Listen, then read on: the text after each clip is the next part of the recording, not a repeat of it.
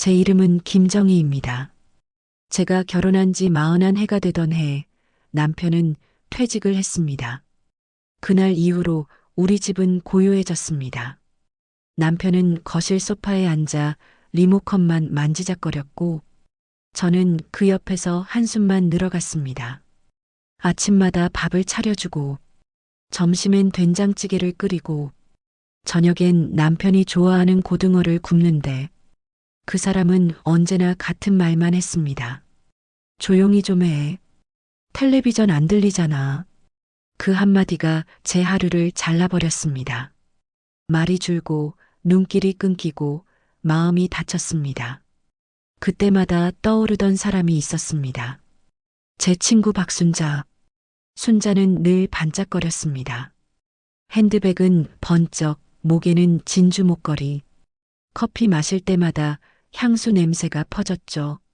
그 사람은 늘 웃으며 말했습니다. 정희야, 세상 바뀌었어. 이제는 재밌게 살아야 돼. 구독과 좋아요를 누르시면 이야기가 계속됩니다. 처음엔 그냥 지나가는 말인 줄 알았습니다. 하지만 그 웃음엔 묘한 무게가 있었어요. 어느 날 순자가 제게 전화했습니다. 정희야, 주말에 우리 부부랑 여행 가자. 요즘 부부끼리 같이 노는 게 유행이야. 비용은 내가 다 낼게. 처음엔 고마웠죠. 하지만 마음 한켠이 찝찝했습니다. 그날 밤 남편에게 물었습니다. 여행 얘기 들었어. 그가 아무렇지 않게 말했습니다. 응, 순자네랑 가기로 했어. 당신은 안 간다며. 순간 머리가 멍해졌습니다. 저는 그런 말 한 적이 없었습니다. 그 사람의 태도가 낯설고 차가웠습니다. 무언가 이상했습니다. 내가 모르는 사이, 둘 사이에 무슨 일이 있는 것 같았습니다. 며칠 후 시장에서 순자를 만났습니다. 그녀는 웃으며 제 손을 잡았습니다. 정희야, 이번 여행 진짜 기대돼. 그 남자랑은 오랜만에 불꽃이 좀 튈지도 몰라. 그 말이 뭐냐고 물으려는데 순자가 제 눈을 피하며 말했습니다.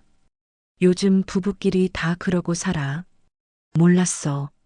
그 순간 제 귀에 순자의 목소리가 묘하게 울렸습니다. 요즘 부부끼리 다 그러고 살아. 그 말이 무슨 뜻인지 그때는 정말 몰랐습니다. 하지만 그 말이 제 인생을 송두리째 바꿀 줄은 정말 꿈에도 몰랐습니다. 그날은 유난히 하늘이 흐렸습니다. 비가 올 것 같은 날씨였죠. 남편은 새 셔츠를 다림질하며 거울을 보고 있었습니다. 저는 무심히 물었습니다. 어디 가세요? 그는 짧게 대답했습니다. 순자네랑 리조트 간다. 예약 다 했어. 그 말 한마디가 제 심장을 세게 쳤습니다. 순자네랑 리조트라니요. 저는 여행 얘기를 처음 듣는 사람처럼 어색하게 웃었습니다. 아, 그래요. 좋겠네요. 하지만 목소리가 떨렸습니다. 그날 저녁 남편의 옷자락에서 낯선 향수 냄새가 났습니다. 제가 쓰는 향이 아니었습니다. 은은한 백합 냄새, 순자가 즐겨 뿌리던 향이었습니다. 그날 밤 저는 남편의 가방을 뒤졌습니다. 손끝이 떨렸습니다. 그 안에서 반듯하게 접힌 종이 한 장이 나왔습니다. 리조트 예약증이었습니다. 예약자 이름은 박순자. 투숙 인원 2명, 남성 1명, 여성 1명. 저는 가슴이 미친 듯이 뛰었습니다. 순간 손에서 예약증이 바닥에 떨어졌습니다. 심장이 쿵 내려앉았습니다. 그 순간 머릿속에 스친 생각은 하나였습니다. 내가 무슨 죄를 지었길래 이런 일을 당하나. 남편이 집에 들어왔을 때 저는 묻지 않았습니다. 대신 눈을 피하며 말했습니다. 조심히 다녀오세요. 그는 아무렇지 않게 대답했습니다. 그래. 일요일에 올게. 다음 날 새벽, 저는 남편이 출발한 직후 부엌 테이블에 앉았습니다. 마음속에서 싸움이 일어났습니다. 가야 할까? 그냥 모른 척 해야 할까? 하지만 가슴속에서 소리가 들렸습니다. 확인하자. 이번엔 그냥 넘어가면 안 돼. 저는 곧장 차를 몰고 리조트로 향했습니다. 비가 내리고 있었고 와이퍼 소리가 심장을 두드렸습니다. 리조트 프런트에 도착했을 때 손이 차갑게 얼어붙었습니다. 직원에게 물었습니다. 박순자님 예약되어 있나요? 직원이 웃으며 대답했습니다. 네, 301호요. 어제 남편분이랑 함께 오셨습니다. 순간 귀가 멍해졌습니다. 직원은 계속 말을 이어갔습니다. 두 분 정말 다정하시던데요. 저는 아무 말도 하지 못했습니다. 엘리베이터를 타고 3층으로 향했습니다. 문 앞에 서니 안에서 웃음소리가 들렸습니다. 낯익은 목소리, 남편의 웃음, 그리고 순자의 웃음.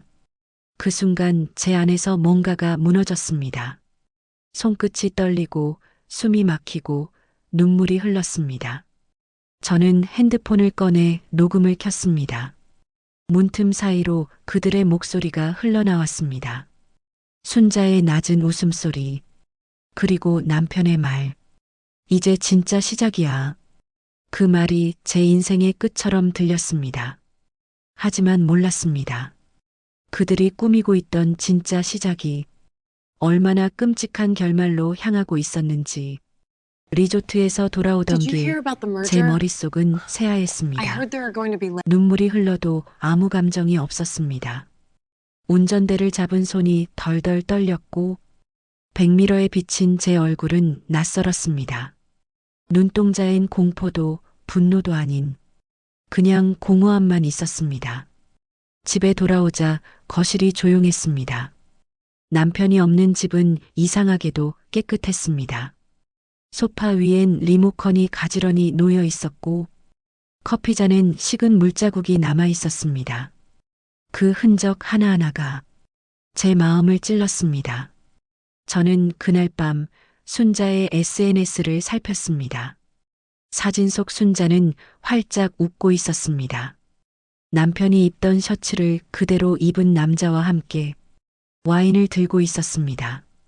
캡션엔 이렇게 적혀 있었죠. 이제야 진짜 인생이 시작되려나. 순간 제 속에서 뭔가 끌어올랐습니다. 배신감이 아니라 분노였습니다. 하지만 저는 울지 않았습니다. 대신 마음을 가라앉히며 종이 한 장을 꺼내 계획을 세웠습니다. 첫 번째, 증거를 모으자. 두 번째, 아무도 믿지 말자. 세 번째, 끝까지 침착하자. 다음 날 저는 몰래 휴대폰 녹음 기능을 켜고 순자에게 전화를 걸었습니다. 목소리를 최대한 평온하게 만들었습니다. 순자야, 리조트는 어땠어? 그녀는 아무렇지 않게 웃었습니다. 너무 좋았지. 남편분이랑 사이도 좋아 보이던데. 그 말에 제 손이 떨렸습니다. 그녀는 이어서 말했습니다. 정희야, 우리 다음엔 넷이서 같이 하자. 이번엔 더 재밌게 놀아보자. 돈은 내가 다 낼게. 그 순간 저는 확신했습니다. 이건 단순한 바람이 아니었습니다. 무언가 더 있었다는 걸 직감했습니다. 남편이 왜 갑자기 순자에게 돈을 받았는지, 왜 제 이름으로 무언가를 바꾸려 했는지, 이 모든 일의 끝에는 분명 이유가 있었습니다. 며칠 뒤 남편의 서랍을 정리하다가 작은 봉투 하나를 발견했습니다. 안에는 서류 몇 장과 순자의 이름이 적힌 보험 서류가 들어 있었습니다. 수익자 이름은 김정희, 제 이름이었습니다. 그 순간 숨이 멎는 듯 했습니다. 순자의 웃음이, 남편의 거짓말이 모두 하나로 이어졌습니다. 보험, 돈, 그리고 나. 그들이 꾸민 판에서 나는 가장 완벽한 희생자였던 겁니다. 저는 서류를 들고 천천히 앉았습니다. 손끝이 차가워졌습니다. 그리고 속으로 중얼거렸습니다. 그래. 이번엔 나도 가만히 있지 않을 거야.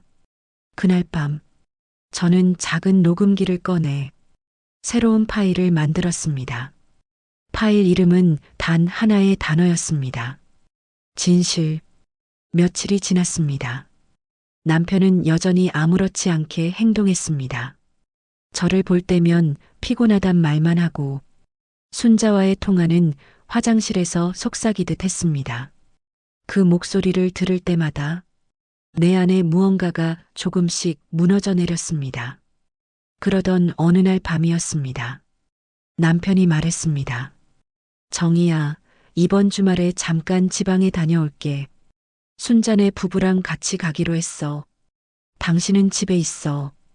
이상하게도 이번엔 아무 말도 하고 싶지 않았습니다. 대신 고개만 끄덕였습니다. 이미 제 머릿속엔 계획이 있었으니까요. 남편이 잠든 후 그의 가방에 작은 녹음기를 넣었습니다. 그리고 제 폰엔 위치 추적 앱을 설치했습니다. 저는 조용히 혼잣말을 했습니다. 이제 진실이 드러나겠지. 다음 날 아침 그들은 출발했습니다. 남편은 아무런 의심도 하지 않았습니다. 순자와 함께 웃으며 떠났습니다. 그 뒷모습을 보는데 이상하게도 눈물이 나지 않았습니다. 그저 한 사람이 사라지는 걸 보는 기분이었습니다. 그날 저녁 녹음 파일을 확인하려고 했습니다. 그러나 재생 버튼을 누르자 이상한 소리가 들렸습니다. 바람소리, 웃음소리, 그리고 순자의 목소리. 창수 씨, 이제 곧 끝나요. 모든 게 정의 이름으로 되어 있으니까요. 그 말이 끝나자 남편이 대답했습니다. 그래, 이걸로 모든 게 끝나야지. 그 순간 심장이 멎는 듯 했습니다. 그들이 계획한 건 단순한 외도나 배신이 아니었습니다. 무언가 더 큰 일이었습니다. 보험, 돈, 그리고 나. 모든 조각이 하나로 맞춰졌습니다. 그날 밤 뉴스 속보가 울렸습니다. 속보입니다. 리조트 절벽 아래에서 부부로 추정되는 남녀가 추락한 채 발견되었습니다. 경찰은 사고로 보고 있으며 신원 확인 중이라고 밝혔습니다. 순간 손에서 휴대폰이 떨어졌습니다. 손끝이 마비된 것처럼 떨렸습니다. 남편과 순자였습니다. 둘 다 현장에서 숨을 거뒀다고 했습니다. 나는 믿기지 않았습니다. 너무 갑작스럽고 너무 이상했습니다. 그날 이후 경찰이 집으로 찾아왔습니다. 남편의 소지품을 보여주며 말했습니다. 김정혜 씨 맞으시죠? 이 가방이 남편분 것 같습니다. 안에는 녹음기가 있었습니다. 녹음기엔 두 사람의 대화가 남아 있었습니다. 형사는 저를 바라보며 말했습니다. 이 안에 당신 이름이 여러 번 나옵니다. 혹시 이 보험 서류와 관련이 있습니까? 그 순간 저는 아무 말도 할 수 없었습니다. 심장이 두근거렸고 머릿속은 하얘졌습니다. 내가 피해자인데 왜 내가 의심을 받는 걸까? 그리고 머릿속에 한 가지 의문이 떠올랐습니다. 이건 정말 사고였을까? 아니면 누군가의 마지막 연극이었을까?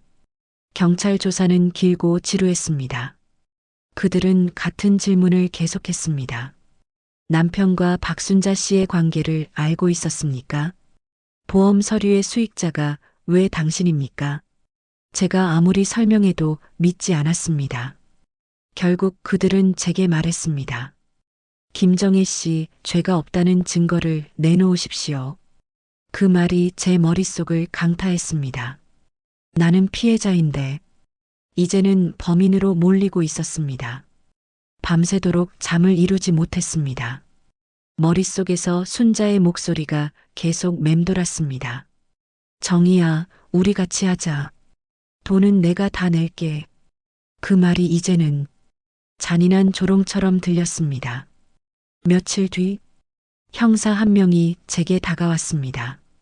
이 녹음기 안에 이상한 부분이 있습니다. 마지막 30초가 편집되어 있습니다. 그는 조심스레 물었습니다. 혹시 다른 파일이 있습니까? 순간 저는 떠올렸습니다. 남편의 책상 서랍. 그 안에는 제가 건드리지 못한 작은 상자가 있었습니다. 집으로 돌아오자마자 상자를 열었습니다. 그 안에는 낡은 카세트 테이프가 들어 있었습니다. 라벨엔 이렇게 적혀 있었습니다. 정희에게. 손이 떨렸습니다. 재생 버튼을 눌렀습니다. 낯익은 목소리가 흘러나왔습니다. 박순자의 목소리였습니다. 창수 씨, 내일이면 다 끝이야. 정희 이름으로 해놨으니까. 그 사람은 다 잃고 우리는 다 얻을 거야. 그리고 남편의 목소리가 들렸습니다. 순자야, 미안하지만 나는 못하겠어. 정희는 아무 잘못도 없어. 이건 너무 잘못된 일이야. 순자가 화를 냈습니다. 이제 와서 그게 무슨 말이야. 당신도 이미 돈 받았잖아. 그 다음엔 큰 소리. 누군가 문을 두드리며 들어오는 소리. 그리고 순자의 비명. 테이프는 그 순간 끊어졌습니다. 눈물이 흘렀습니다. 남편은 마지막 순간에 마음을 돌렸던 겁니다. 하지만 늦었습니다. 순자는 이미 모든 걸 준비해 두었고 그 계획은 자신까지 삼켜버렸습니다. 저는 그 녹음을 경찰에 제출했습니다. 며칠 뒤 형사가 제게 말했습니다. 김정혜 씨, 당신은 무죄입니다. 그리고 남편분은 끝까지 당신을 지키려 했습니다. 그 말을 듣는 순간 마음속에 쌓였던 돌덩이가 스르르 무너졌습니다. 순자의 거짓말, 남편의 죄책감, 그리고 제가 견뎌온 모든 세월이 그 한순간에 터져 나왔습니다. 저는 경찰 앞에서 조용히 말했습니다. 그 사람은 제게 마지막까지 미안했을 겁니다. 하지만 저는 용서할 겁니다. 모두 끝났으니까요. 그날 집으로 돌아오는 길에 저는 오래된 녹음기를 들고 바다로 갔습니다. 파도가 잔잔히 밀려오고 있었습니다. 녹음기를 모래 위에 두며 말했습니다. 이제 그만 잊자. 그리고 바람이 불었습니다. 테이프 안의 목소리처럼 조용히 그리고 따뜻하게. 사건이 끝난 뒤 제 세상은 완전히 달라졌습니다. 모든 진실이 밝혀지고 나서도 집안엔 여전히 남편의 그림자가 남아 있었습니다. 리모컨, 컵, 옷장 속의 셔츠. 하나같이 그 사람의 냄새가 배어 있었습니다. 처음엔 그 물건들을 버리려 했습니다. 하지만 손이 떨어지지 않았습니다. 이건 미움이 아니라 아직 남은 정 때문이었겠죠. 며칠 뒤 저는 결심했습니다. 이 집을 떠나야겠다고요. 낡은 아파트를 정리하고 작은 마을로 내려갔습니다. 동해 쪽의 바닷가 마을이었어요. 바람이 부드럽고 밤마다 파도 소리가 들리는 곳이었습니다. 그곳에서 저는 작은 찻집을 열었습니다. 이름은 평온. 처음엔 손님이 없었지만 어느새 마을 사람들이 찾아왔습니다. 그들은 저를 그냥 김 사장님이라 불렀습니다. 저는 그 소리가 참 좋았습니다. 누군가의 아내도 피해자도 아닌 그냥 김정이라는 이름으로 불린다는 게. 어느 날 한 손님이 물었습니다. 사장님은 왜 찻집 이름을 평온이라고 지으셨어요? 저는 웃으며 대답했습니다. 모든 게 지나가면 결국 남는 건 마음의 평온이더라고요. 밤이 되면 찻집 불을 끄고 창가에 앉아 파도를 바라봅니다. 그리고 조용히 속삭입니다. 창수 씨, 이제 괜찮아요. 당신이 그랬던 것처럼 저도 이제 놓을게요. 당신의 마지막 선택, 그 마음만큼은 제가 평생 기억할 겁니다. 가끔 순자의 얼굴이 떠오를 때도 있습니다. 그 웃음이 원망스러웠던 적도 있었지만 지금은 그저 안타깝습니다. 외로움이 얼마나 무서운 건지 이제는 조금 알 것 같습니다. 제가 겪은 일은 비극이었지만 그 비극 덕분에 저는 다시 태어났습니다. 누군가를 미워하지 않는 법을 배웠고 자신을 지키는 법을 배웠습니다. 지금 제 하루는 조용합니다. 아침엔 찻잎을 고르고 낮엔 바람 따라 커튼이 흔들립니다. 해질 무렵이면 차를 한 잔 내려놓고 속삭입니다. 오늘도 잘 견뎠어. 김정희 수고했어. 그때마다 파도 소리가 대답하는 것 같습니다. 그래, 이제는 괜찮다고. 시간이 흘렀습니다. 그 일로부터 어느덧 3년이 지났습니다. 이제 제 머리엔 흰머리가 더 늘었고 손등엔 세월이 고스란히 새겨져 있습니다. 하지만 마음은 오히려 한결 가벼워졌습니다. 찻집엔 여전히 바람이 드나듭니다. 가끔 낯선 손님이 찾아와 차를 마시며 묻습니다. 사장님, 인생에서 가장 후회되는 일이 뭐예요? 저는 잠시 생각하다가 이렇게 말합니다. 너무 늦게 나 자신을 지키려 했던 일이라고요. 사람은 평생 사랑을 배웁니다. 하지만 정작 중요한 건 누구를 사랑하느냐보다 어떻게 나를 잃지 않느냐더군요. 며칠 전엔 경찰에서 편지가 하나 왔습니다. 사건을 담당했던 형사였습니다. 그는 이렇게 적었습니다. 김정혜 씨, 그날의 용기가 아직도 기억납니다. 당신의 목소리가 누군가의 삶을 바꾸었다는 걸 아시나요? 그 편지를 읽으며 저는 잠시 울었습니다. 그때 처음으로 알았습니다. 내가 겪은 고통이 누군가에겐 희망이 될 수도 있다는 걸요. 봄이 오면 마을 사람들과 벚꽃길을 걷습니다. 아이들이 웃고 노인들이 손을 잡고 모두들 평범하게 살아갑니다. 저는 그 모습이 참 좋습니다. 아무 일도 없는 하루가 얼마나 큰 축복인지 이제야 깨달았습니다. 가끔 파도를 보며 남편을 떠올립니다. 이젠 원망보다 감사가 먼저 듭니다. 마지막 순간까지 저를 지키려 했던 그 마음을 이제는 이해할 수 있을 것 같습니다. 그 사람도 외로웠겠죠. 순자도 나도 결국은 외로움에 무너진 사람들이었을 겁니다. 저는 이제 사람들에게 이렇게 말합니다. 사람의 욕망은 잠깐이지만 양심은 끝까지 따라옵니다. 용서는 있는 게 아니라 스스로를 구하는 일이라는 것도요. 오늘도 찻집 문을 닫으며 불을 끕니다. 창밖엔 달빛이 부서지고 파도 소리가 잔잔하게 들려옵니다. 저는 속삭입니다. 창수 씨, 순자야, 이젠 그만 쉬자. 우리 모두 이젠 괜찮다고.